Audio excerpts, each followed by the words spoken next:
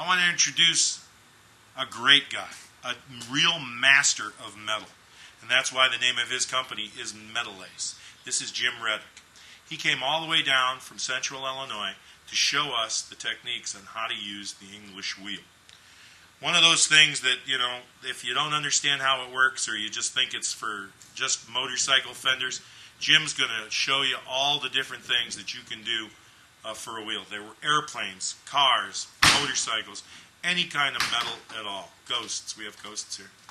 So Jim's going to give you a step-by-step on what it was. You've been following him with all the beautiful welding and metalwork that he did with the fenders. So, Jim, I want you to explain and show. We'll start with the basics of what an English, the conception, you know, the misconceptions, and truly what an English wheel, what purpose it does. Because I know you get those phone calls all the time and they ask, can you form, is it like a press or something? I'm sure you get lots of silly stuff. So we're going to go through the whole technique and everything, what we're trying to fit with the car and everything. And then we want you to tell Alexis and our guys what it is all about. Thank you. Thanks for the nice My introduction. pleasure. Great guy. Okay, what our plan is, we're going to make the rear windows for the Nomad. And what we'll do is we're going to utilize the English wheel. There is a slight compound contour to wrap around the back part of the car.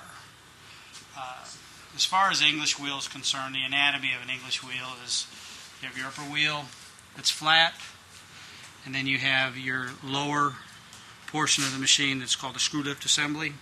This one has a cam feature, so you can load your part with the correct pressure while you're working the part, and you can cam down, get your part out, and then check that.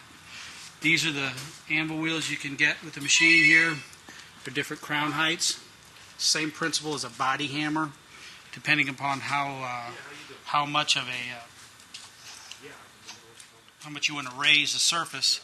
The action actually happens in this track. You can see it on here where it actually compresses the material up against the flat portion of the machine.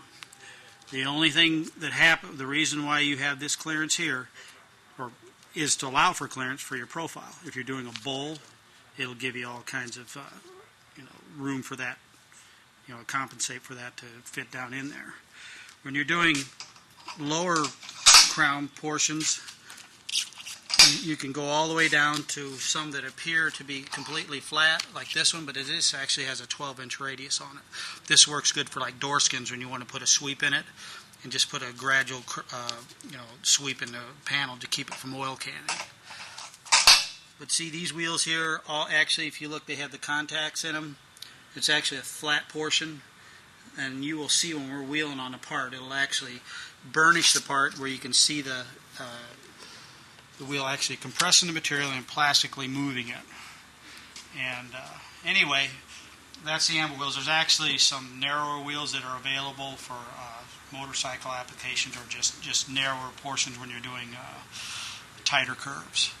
As this works, when we get to the portion where we're going to select our anvil wheel, the way our system is, we just use one axle. Some prefer more, but we just share one axle. You drop it in here. This machine features some adjustable axle couches.